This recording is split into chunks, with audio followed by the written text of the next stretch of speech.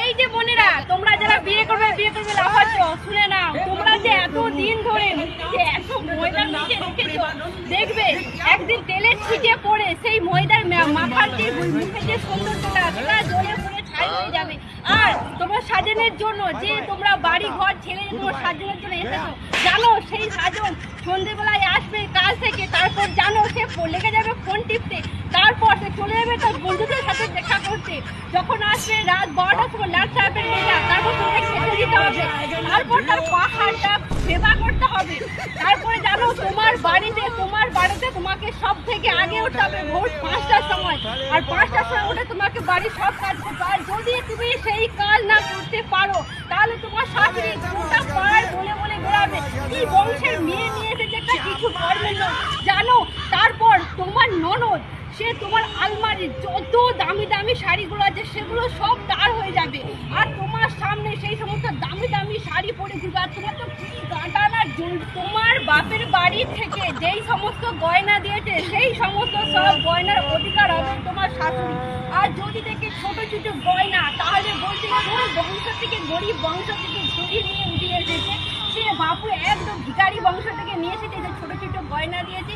আর জানো তোমার শাশুড়ি যত সব কুটুমজন 14 গোষ্ঠীর লোক আসবে, তার জন্য তোমাকে রান্না করতে হবে, গান্ডে পিণ্ডে গিলাতে হবে, আর অবশেষে যেইটুকু পড়ে থাকবে সেইটুকু তোমাকে খেতে হবে। আর যদিও না যদি থাকে তো না খাবে। আবার তোমার শাশুড়ি বলবে যে আমরা সব জল খেয়ে কাটিয়েছি, তুমি জল খেয়ে বিয়ে করো। জানো সাজনকে বিয়ে করলে এইসব করতে হবে। তারপর তোমার দেওর যে ছাইবা ফিরে আসবে, যে বিড়ি মদ সিগারেট সেসব খাটের নিচে ফেলে রাখবে, সেসব সব তোমাকে সাফ করতে হবে। তারপর পাড়া প্রতিবেশী সবার কাছে তোমার শাশুড়ি বলে বলে বেড়াবে কি মেয়ে বাবা, কিছু কাজের নয়।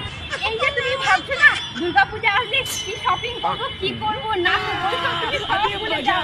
কোথা থেকে তোমার শাশুড়ি একটা বাজার থেকে যেখান থেকে পারো একটা শাড়ি কিনে দেবে, সেটাই তোমাকে পরে যেতে হবে। লিপস্টিক এগুলো সব হয়ে যাবে তোমার ননদের। তোমার যত সব মেকআপ পাতি সব তুমি ভুলে যাও। কি জানো তো, তখন তো যাও একটাই কথা বলি, আমাদের জামানাতে কাউকে কিছু করতে না, আমরা তাতেই। আর জানো তো তারপরে এখানে যত সব পাড়া পর্যন্ত আছে বলে বলে বেড়াবে আমার বৌমা শুধু মেকআপ করে, কিছু কাজ বাজ করে না, সারাক্ষণ শুধু মোবাইল ঘাটে, আর মোবাইল চালানো তো ভুলেও। এই যে বোনেরা, তুমি যে এতদিন ধরে ম্যানিকিউর পেডিকিউর করে এত সুন্দর নখগুলো বানিয়ে রেখেছো, জানো মিষ্টি পিন্ডির বাসন ধুতে ধুতে তারপর কাছে কাছে এসে তোমার নখে লোভাতে পারছে। তারপর তোমার ননদের কখন আসবে বন্ধু বান্ধব, তোমার দেওরের কখন আসবে বন্ধু, তাদের গান্ডে পিন্ডে গিলাতে হবে।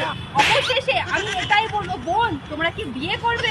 দেবে না একবার ফ্রেন্ড